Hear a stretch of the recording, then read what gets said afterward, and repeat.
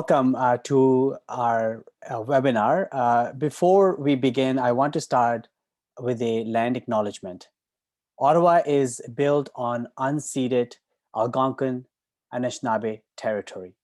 The peoples of the Algonquin Anishinaabe Nation have lived on this territory for millennia.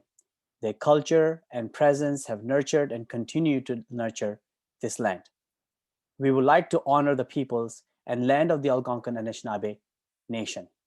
We would also like to honor all First Nations, Inuit, and Métis peoples, their elders, their ancestors, and their valuable past and present contributions to this land.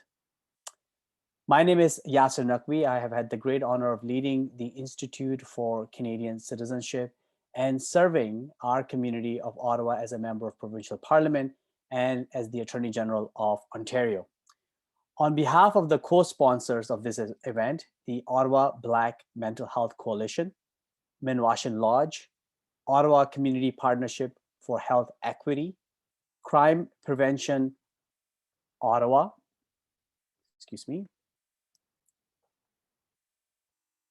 and the Social Planning Council of Ottawa, I welcome all of you to our fifth and final segment of this webinar series, Responding to Mental Health Crises, Learning from Models in Ottawa and Beyond.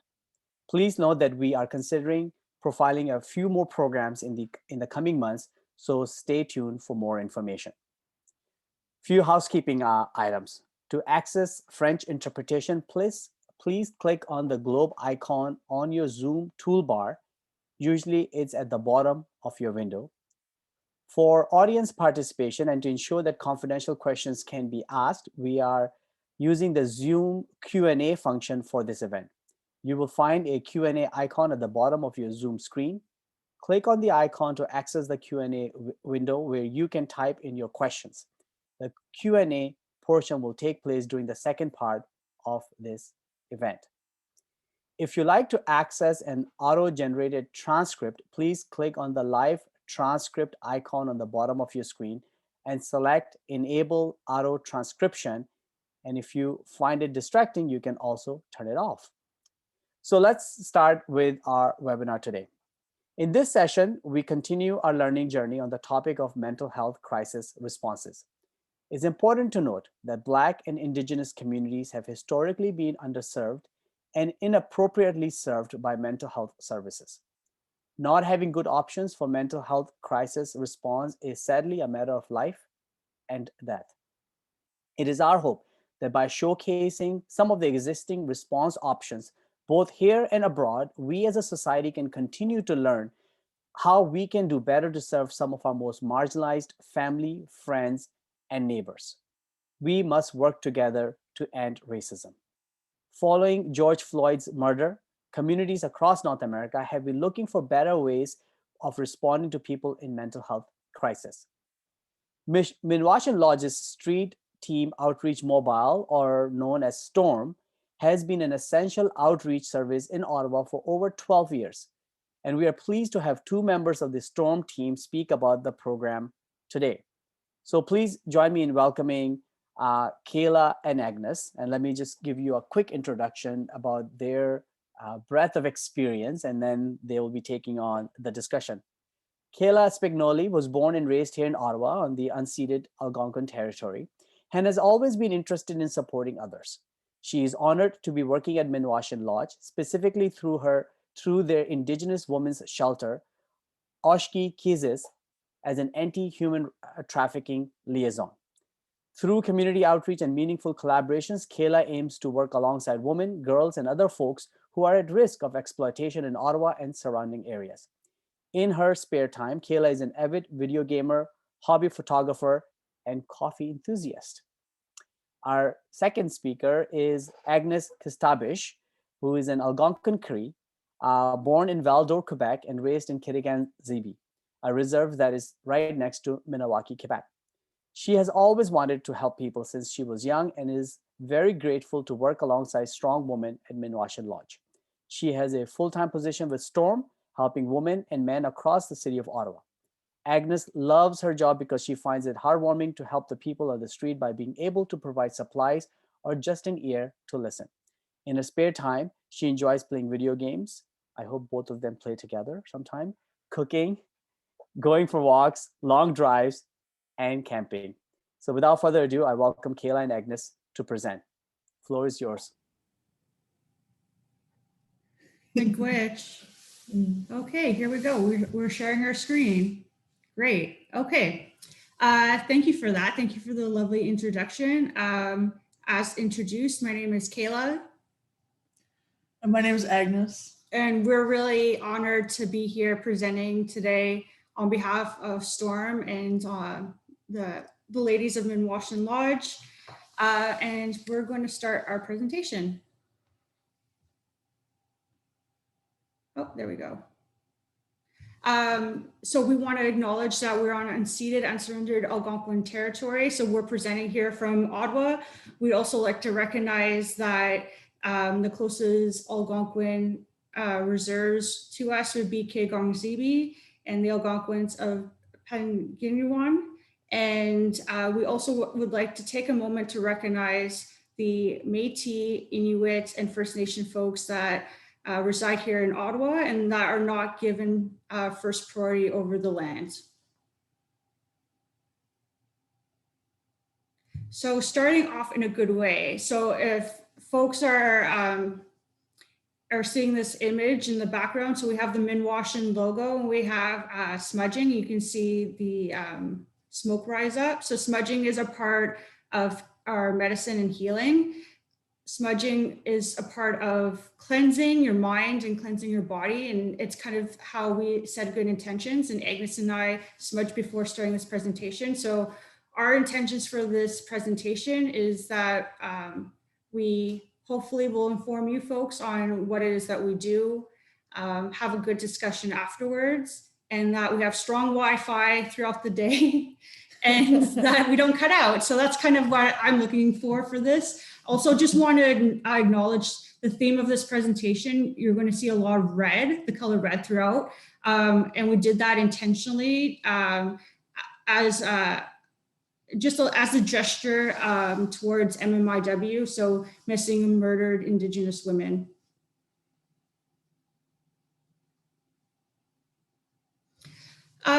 So before we begin, if we can, we'll just take a moment of silence.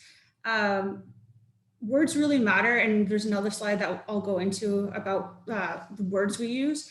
Before this presentation, I wrote discovered instead of uncovered, and then I was listening to an interview with Cody Coyote, who was the hip hop artist that you would have heard right before this presentation when it started. He's Ojibwe, and he also is a host on Element FM here in Ottawa. And he was saying confirmed 215 children instead of discovered, because Indigenous people have always known that residential schools have had unmarked grave sites and graveyards. So I think that's really an important distinction to make. So we'll just take a moment. If you can just, in that moment, just reflect on the souls that have yet to rest and go home.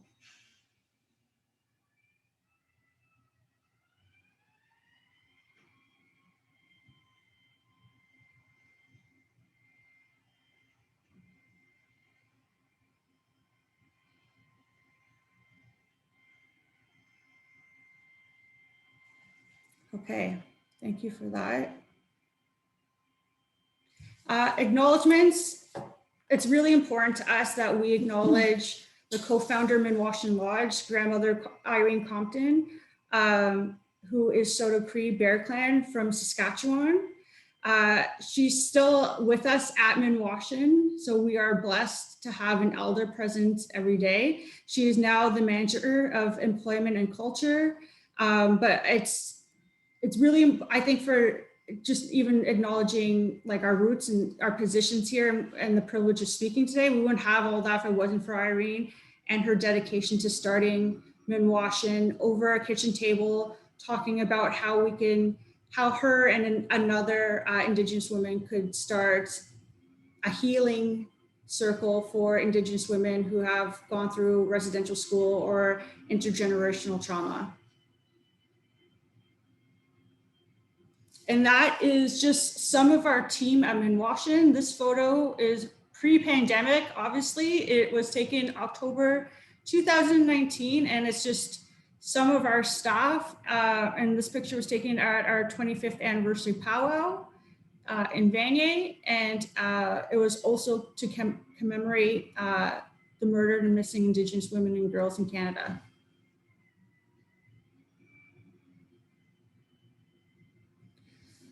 So I think this picture is really important and says a lot. Just to read what it says for folks that can't see.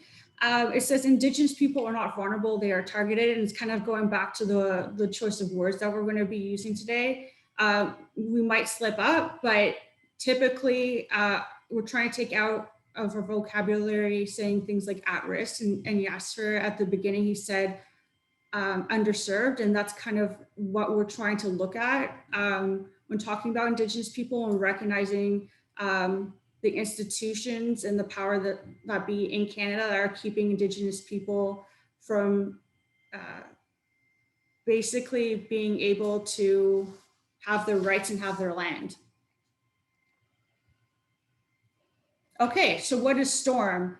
STORM, before it was called Street Team Outreach Mobile, was called Sex Trade Outreach Mobile. This was about 5 years ago when the change happened. STORM historically was set out to help primarily Indigenous women that are involved in the sex trade or doing survival sex in Vanier. It was funded by the city of Ottawa and ran 4 days a week. And now, Okay, so I'm going to explain what STORM is and what STORM does. So we have 2 teams. One team works from Wednesday to Friday, and their second team works from Saturday to Monday. So we run 6 days a week. We run all year long, even during holidays. We get placements. So what we do is we'll drive around Ottawa. People will call us or text us with anything that they need. If they need food, hygiene, or harm reduction, or just to talk, we'll go see them and give them an ear to listen and help them as much as we can. And our hours of operation starts from, we go on the road at 5 till about 11:30 at night.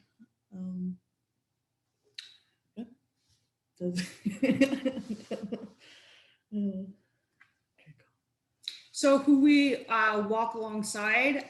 So primary focus would be Indigenous women, but it's not limited to, so when we say Indigenous women, like any catchment of Indigenous women that are homeless, including ladies who are living in poverty, couch surfing, or frequenting shelters, various stages of fleeing violence or experiencing violence, and doesn't necessarily need to be domestic or partner violence. It could be family as well, or financial, using substances, involved in sex trade, involved in survival sex, involved in human trafficking and exploitation, women that are criminalized, and then as well as Indigenous youth and men. And with the extended funding from MCSS, we're able to help non-Indigenous folks as well. So the main principles which STORM is founded on is it's for and led by Indigenous women. It's low barrier, as Agnes explains. They do patrol around the city and stop when they're being flagged down. So that way people who don't have phones or don't have access to phones can be reached. So, I mean, like, yeah, we've met people in parking lots or outside of hotels, or like there's very little low barrier where STORM can go. So it's a harm reduction practice, not just harm reduction in the sense of acknowledging that people who use substances are further stigmatized, but also just acknowledging that our aim alongside with other programs at Minwashin is to keep women safe and to keep families together. We're trauma informed, so acknowledging that more likely than not, our community members have experienced some form of trauma, specifically intergenerational trauma. We aim for progress, not perfection. And like I said, we're in tandem with Crises. So that's our shelter that we work out of. Oshki is the only VAW, so violence against women, Indigenous specific shelter for women and their children in Ottawa. And yeah. So with Storm, what including handing out is harm reduction, meaning we're going to it again. So we give out needles with a package of what they need for it. We give out stems with a package of what's needed for that also, and Condoms. condoms. Yeah, sorry. For condoms and then for clothing, we run on donations. So we'll give underwear, socks. Sometimes when we have bras, shirts, anything pretty much that we can give out to the people on the streets. Food, we get our sandwiches made from one of our staff here. And we give a juice box of fruit and a granola bar and some water, some cold water. And hygiene includes like shampoo, conditioner, soap, razors, Q-tips, wipes, anything that they need to take a shower with. Do you want to do the slide? No. Okay. So Storm also includes check-ins and visits. Again, sometimes people just need a listening ear, or they just, especially during the pandemic, we found that a lot of folks are very isolated and just would like the company of having somebody regularly check up on them. Transportation. So there have been times where people require transportation to hospitals or to doctor's appointments, or we just find people on the street that are really lacking support, that need a ride back home. During the pandemic, it has been more challenging with, because as you can imagine, the van is a small, well, not that small, but you're very close to people. Even with a mask and protective gear, it does put our staff at risk. So we've been more in the habit of handing out bus tickets and taxi chits, typically giving people more than once. That way they're able to go where they're going to and back. Referrals, so we have a binder of basically if people are in need of more counseling, or they're looking, well, I mean, the list goes on. Like, we carry it for a whole bunch of different things within Ottawa and the surrounding area. And safety planning, we do come across a lot of women that are thinking, or they're planting the seed of leaving an abusive situation. So we talk to them about the possibilities and like how we can help. And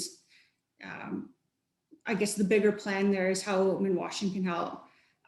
So I chose this picture for this particular slide because we realized that handing out cards weren't really working because people lose business cards. So we put our stickers on lighters, which works out, I think, typically better because they're less likely to lose it. And even if they lose it or hand it off to somebody else, then somebody else has that information. And then we have the two numbers because there's two different teams, but the phones get transferred. So either number somebody will pick up.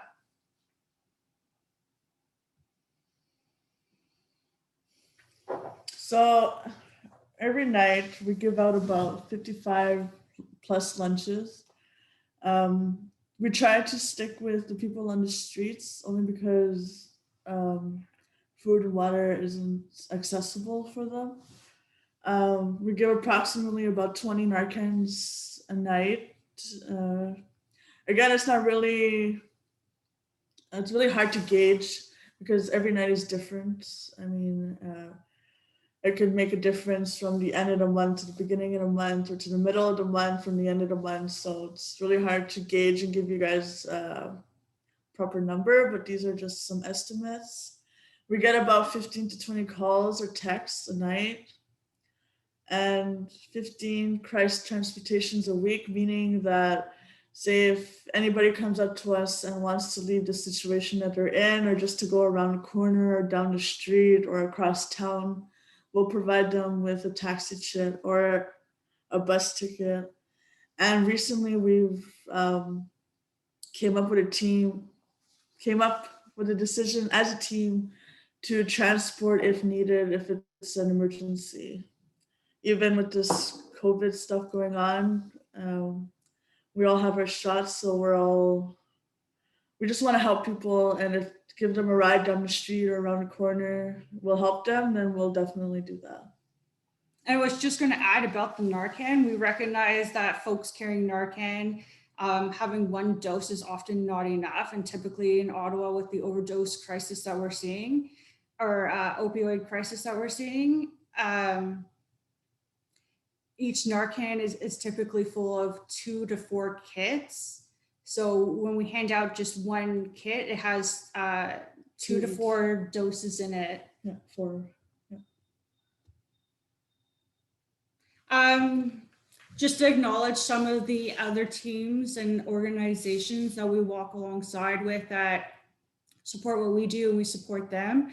Wabano, OHAS is the Ontario Aboriginal HIV/AIDS strategy, and I'll mention them again in the next slide. Odawa and their Bannock bus, Salvation Army, which provides not just the shelter, but they have outreach vehicles as well. TI, Tunzinavik Inuit, Inugatuit, which formerly was the Ottawa Inuit Children's Center. Parkdale Food Center, which does a lot of food rescue for us. So they are finding restaurants or Starbucks or other food businesses that aren't able to sell because of the pandemic, or that the food is going to expire shortly. And so we get a lot of nice treats from them.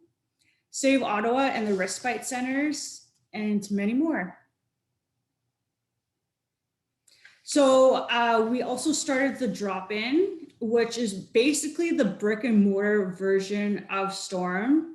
Prior to COVID, we had Monday nights for women. It was called Supporting Our Sisters, and then we added Friday nights for men, and it was called Supporting Our Brothers. Because of the pandemic, we've seen such a huge rise in the need in Vanier. So now it's just called the drop-in, which is easier for folks to remember. And it's same time, so 6 to 8, Monday and Fridays, holidays included. All are welcomed. It runs on the same principles as Storm. So we hand out hygiene, harm reduction, food. The food varies a little bit because it's more based in donations. And sometimes, like Storm, we try to have extras or one-offs of things as they come up. So like both teams will carry, especially in the summertime, sleeping bags and tents, which are really, really frequently asked for. Sometimes flip-flops, sometimes rain ponchos and umbrellas. It really depends on donations. And I just want to also acknowledge our partnership with OHAS, as they've been a huge support in providing harm reduction and lighters and so many great things, and couldn't do without their support. So I wanted to give folks homework, but it was suggested instead of giving folks homework that I give maybe a way to diversify who you're listening to when it comes to your intake of media. So Duncan McHugh, for Canada's 150th, had decided that he would make a list of hashtag next 150. So he has a list. If you can jot down this list now, or you can Google it later, of 150 Indigenous people across Canada that are in the media that you should follow, and help diversify how you absorb your news. Just also, we decided to add 3 more people to that list that aren't necessarily in the media, but interesting Indigenous women to follow. So Pamela Palmenter, Autumn Pelche, and Christy Belcourt.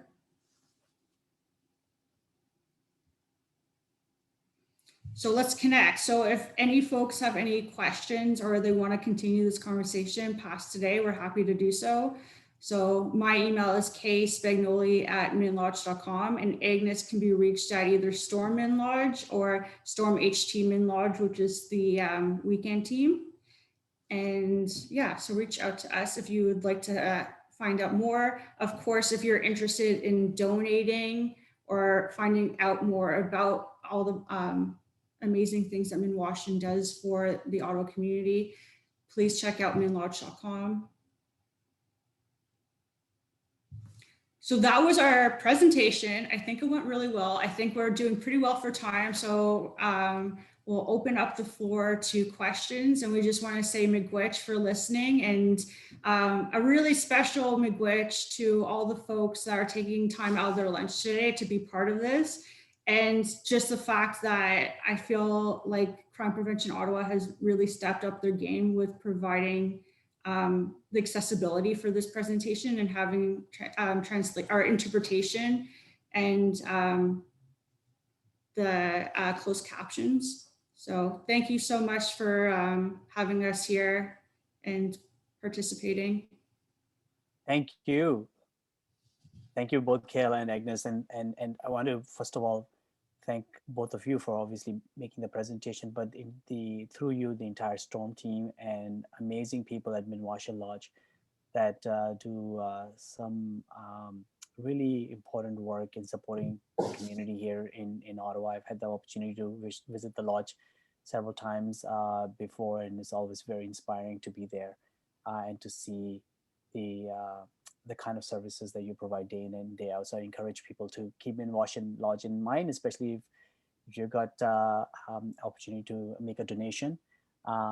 It's a great organization to support. So thank you for highlighting the important work you're doing at Storm. I really sort of like the idea of having the contact information on a lighter. I think that's very smart. You're absolutely right. Like business cards and those type of things will disappear, but lighter is something that a lot of the folks in the streets use, and I think it's a good little tool to have that contact information in place.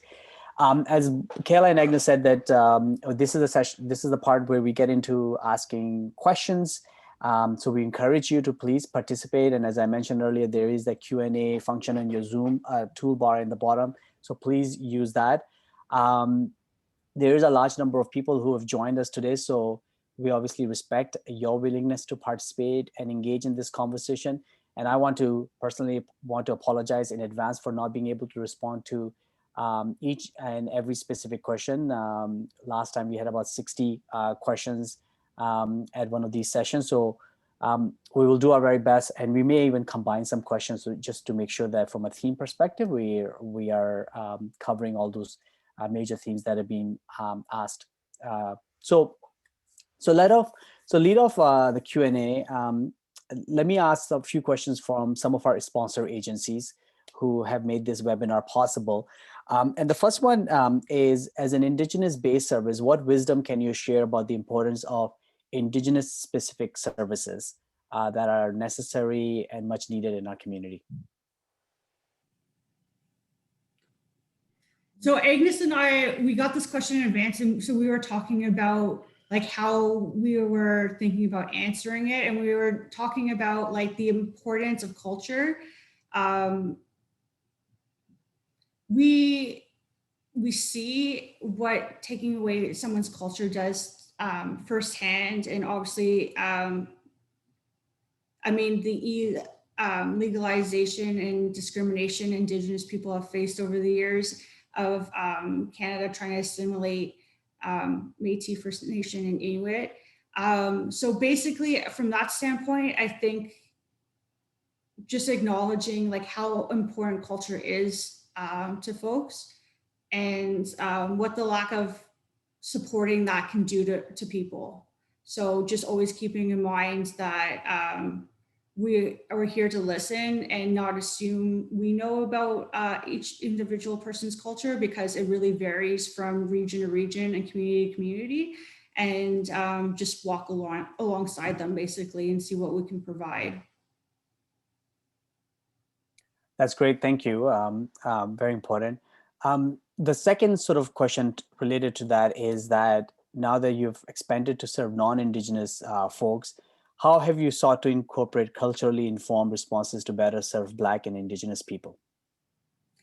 I don't want to sound cheap by saying like the same answer, but I mean, like a lot of it is the same answer. And again, trying to assume like we really don't know each person as an individual's background and culture and how they were raised, or if they're in touch with that culture, if they want to be in touch with that culture again. So basically, how can we listen and walk alongside them? And yeah, sorry, I feel like I'm giving the same answer, but it's basically like culture and walking alongside people and listening is, I think, at the heart of what we do, regardless if the person's Indigenous or not, or how they want to represent themselves.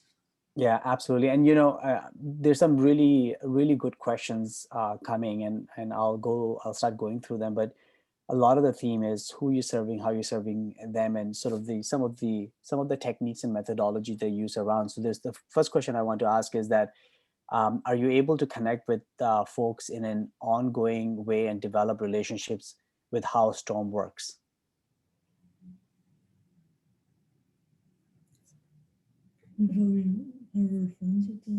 Yeah, like how we reconnect. I would say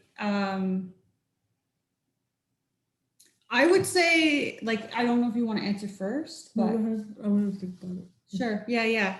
I was going to say, I think what makes Storm really approachable is that I know right now it's COVID, so like maybe this isn't part of our policy all the time at the moment, but like, leaving the van, like talking to people face to face, like encouraging people to stay in touch, call again, learning people's names, learning what they like too. So like if a person likes a certain brand or something, or like, oh, this person has a shoe size of this, so we're going to like look out for shoes of that nature. But I think the connection Storm makes being like having that open and honest communication about what how they can manage expectations and what they can do is a big part of it. And if people would like to follow up, like, or Storm check in with that person, how often they can do it and what that looks like, just because it is only one van, unfortunately. And if we could have two vans doing this, we would, because the need is definitely out there. I was going to echo that for the drop-in as well, is encouraging people to like get to know myself and get to know the other folks I work with, inviting people back, like follow up if necessary, but also inviting them to learn more about Minwashin or other services if it's beyond our capacity, and just like being really honest about what that looks like. That's great. Mm-hmm. Yeah. That's all of it. But I mean, like, you guys have a really special connection. I mean, we talk with everyone, right? Whoever walks up to the van, we'll talk with them, ask them how their day is going. Some people don't want to talk, and it's fine, but we'll still send them off with what they need and ask for. And sometimes the next time we see them, they're more happy to see us because of how we treated them before and stuff like that, right? So, I mean, and you guys, not just, I should say you guys, like, I feel like Minwashin and our staff go out for people in a lot of ways. Like Valentine's, we give out Valentines and cards. Christmas, we give out big bags of a lot of hygiene stuff in there. Nice big, what do you call it? Like makeup kits and stuff. Yeah, and like sleeping bags and blankets. Like we try to really get to know people on an individual level. I think that's what needs to happen for people to really trust us. It's like, how do we separate ourselves? I don't want to say separate. How do we become memorable? Like, how do we become somebody that person's like, oh, you should call them up because like I trust them and therefore like you can trust them. Or if somebody passes that lighter on, it's not just like, oh, well, I don't care about what number's on it. It's like, no, call them, like no judgment. You don't have to give your real name. Like, Yeah. Yeah, I think you just hit it, right? Like, I think the trust is important, and lack of any judgment is also, right? So people are accepted for who they are, and their supports out there for them. Here's a practical question that someone is asking: is it possible to call Storm for help for someone else, or does the call need to come from the person directly? That's No, a really good question. yeah. No, they can call for anybody. I mean, like, say you have a friend who needs help, like you can call and say, I have a friend who needs to talk or needs this or is hungry or is thirsty. Like we'll go there and serve them. But I just Could want be to anyone. also add, I mean, I think it's always good to encourage that person for them to call themselves, or for somebody to get permission, like the consent of, like, you know, not being embarrassed when Storm pulls up because the van is marked. So, you know, just to know, like, oh, well, on your behalf, can I please call Storm? So like that consent piece, I think, is really important too. Now, tell us a little bit about the geography that you cover in the city. You mentioned you have only one van. Does that mean you're just covering the Ottawa Vanier area, or do you go beyond that? A lot of our clients are in Valley area, so we'll go down to Somerset Park. We'll try and go around Ottawa, but we most of the time, yes, we get called back to Vanier a lot from our clients. But we try to go everywhere. We try to hit up all the parks, wherever we know that there's homeless population in the and Yeah, but Yeah, you're probably limited though, right? Because of one van as to how far you can go from we a have from 5 to catchment perspective. midnight. So we try to get in everywhere where we can, and Yeah. when phone calls come, um,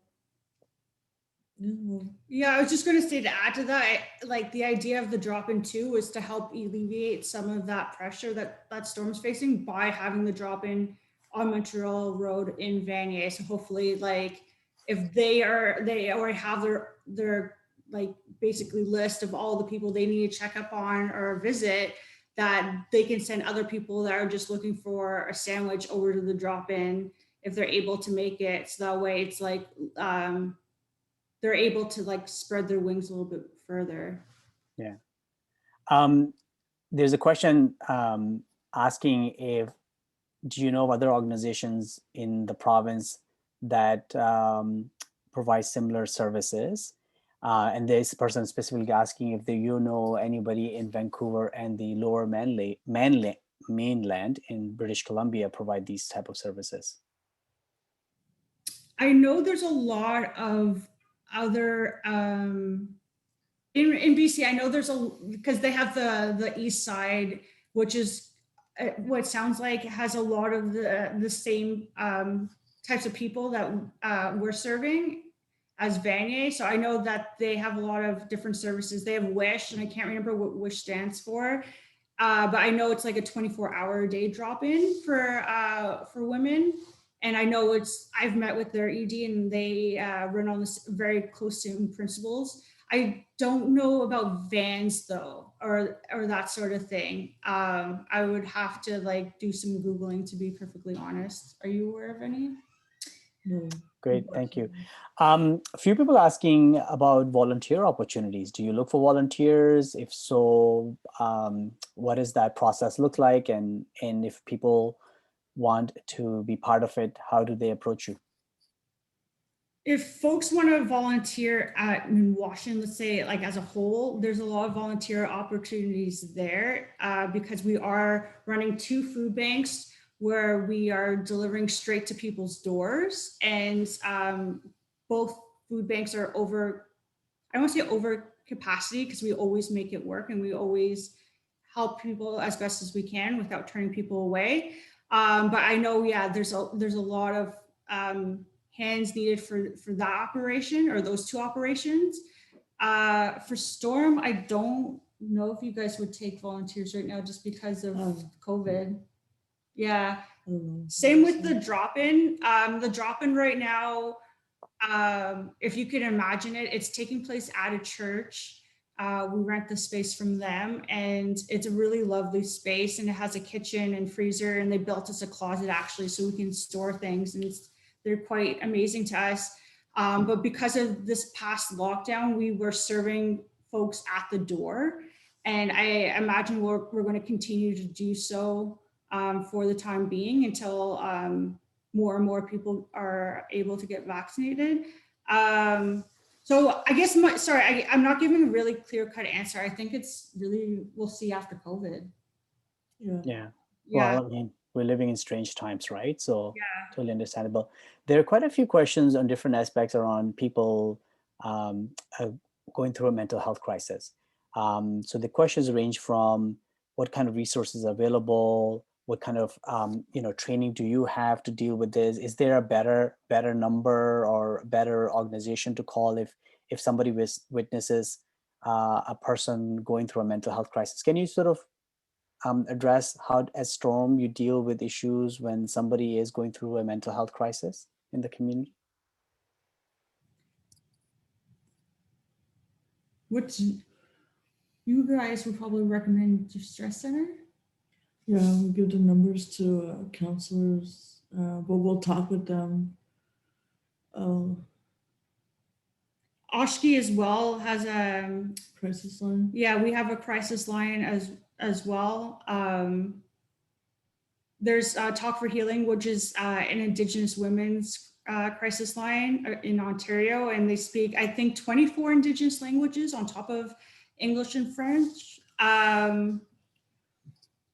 Yeah, if it's out of our capacity, I think Distress Center Ottawa is probably where I would recommend people if we couldn't. Just because, yeah, we're I mean, the Drop In and Storm are working after hours, right? So the things that are available are very limited. Okay. Do you provide legal referral services to your clients? Not well, like not us personally, but we do have we do have a person at Minwashin that can help with that. Okay. There's a few questions about cultural appropriateness, language that we use. You started right in the top of the presentation in terms of um, residential school children and how those burial sites are not being discovered, they're being recovered because we have known that is the case. Can you give us guidance as to what is the best way of understanding and knowing for non-Indigenous folks like myself, in what is that what is a culturally appropriate way of talking about and addressing these issues? Are there resources that you are aware of that you can share with all of us? I feel like that's the mostly settler person. I'm going to pass the mic over. Yeah, that's a hard question because I mean, that was something new I learned, and as soon as you said it, it made sense to me. But yeah, until that moment, I was still using the language discovered, and now I just realized that was not right. I wouldn't even say it's not right. It's just a learning curve, right? Yeah. It's just like I'm constantly being like reminded or having to like decolonize the way I think, which is, I feel like such an amazing gift to work. Like I know I'm already singing the praises of Minwashin, but again, as a mostly settler person with Algonquin ancestry, it is an amazing gift to be able to reconnect and learn and grow. But yeah, I make mistakes all the time, or again, I don't think it's a mistake. It's just learning, right? It's all part of learning. In regards to learning about residential school and what's appropriate, I honestly, I refer to that list that that was in the presentation about the next 150. So listening to Indigenous voices, like just adding that to your queue of news and Twitter or however you engage with media.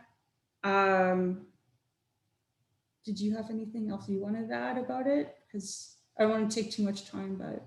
No. Okay. Okay, thank you. And I think you're right about learning curve, but we have to be attentive to the language we use. And as we all know, language matters very much so. So thank you about that. I'm gonna go back to van. We've talked about van a few times that you could use more resources. One question is whether you have Wi-Fi in your van as a way to attract clients. And another question is, what does Storm really needs? You mentioned another van, for example. Is there a vision for what could be the best thing you can offer and the role the city or others can play in supporting? That's a big question. Yeah. Well, we don't have Wi-Fi in the van, that's for sure. That would be amazing. Yeah, that'd be awesome. The church has Wi-Fi, but at the moment, I mean, like, it's kind of shoddy because we don't let people in the facility. So yeah, I'm not quite sure what that'll look like once it's open. I'm sure, you know, we can explore that when it's open again or when we open again. I feel like we have like maybe a bigger van with like more stuff in it, so we can give to everybody who asks for it. Like people ask us for sleeping bags, and sometimes we don't have it. And it or you can't carry it because there's just no space. Yeah, no, bigger van. Yeah, more, but more, like more room, right? Yeah. So, on top of a bigger food van. truck? No. Yeah, why not? if there's no like limit, there's no glass ceiling here, let's add on a food truck. Like, why not? That would be amazing. Something else I know that Oshki a place for them to camp to or something. If I can give them a building to live in, I would, you know, so they're not on the streets and stuff. Yeah, like Oshki's always full. As you can imagine, as are I think all of the VAW, violence against women shelters in Ottawa. So we're no exception to that rule. I was also going to say in Minwashin and Oshki's like dream, we would have a rehabilitation center, or we would have some kind of like detox center that would be like an additional building with additional staff and nurses. And I know like that is our, I don't want to say end goal because I don't think the goal ever ends, but that I know that's like a huge wish list item.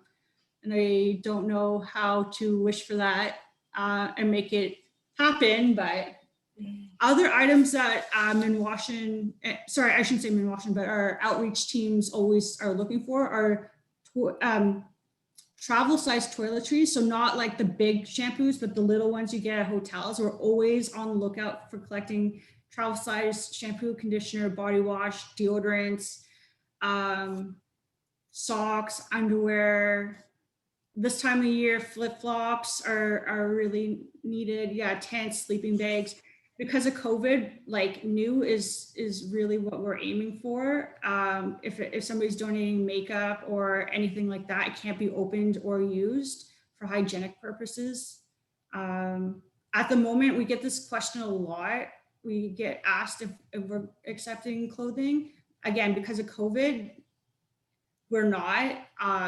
And we'll have to reevaluate that after, just because again, it takes a lot of time to store, sort, wash, like handle that much clothing. So we just don't have the ability for it at the moment. Okay. You've mentioned a few times that there's other organizations who are doing outreach work in Ottawa as well. And the question is, how do you coordinate with those other organizations? Do you feel there's enough coordination, or would there be ways to improve that coordination? Do you want to answer that? Coordination between like who partnerships between like Sally and Van and you want me to answer? Okay. So I think there's always room for more coordination. Especially during COVID, I know that it's been really lacking and we've been a little bit more working independently. And that's also because of just, again, more stress on us and less time to do so because there's so much need. And we're running on a little less staff than we were maybe this time last year or pre-COVID, I should say.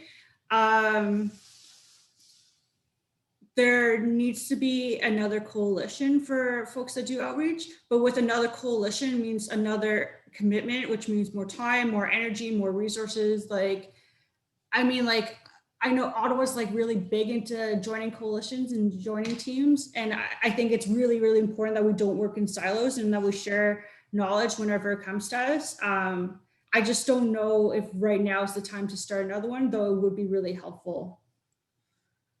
Okay. There's a question about how phones or lack of a phone could be a real barrier for people to access services, especially medical services.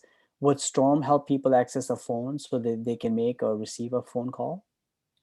So at one point, we got a big donations of cell phones. So we were giving people cell phones who needed them. And honestly, some people used it, some people didn't. There would be other people using their cell phones, or I lost my phone, or it got stolen. Can I have another phone? We dealt with that for about, I don't know, like 6 months, like 6 months or so.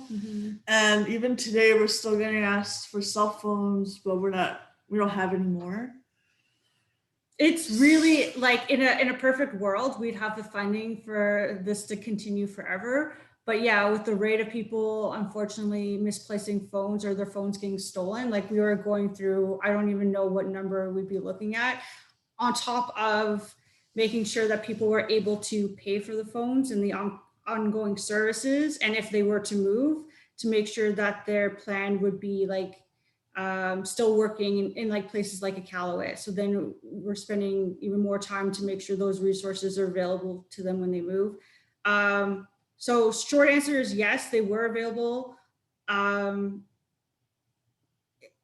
We're just like really strapped for funding otherwise right now we would need a van full of just phones to really make that work. What's your source of funding?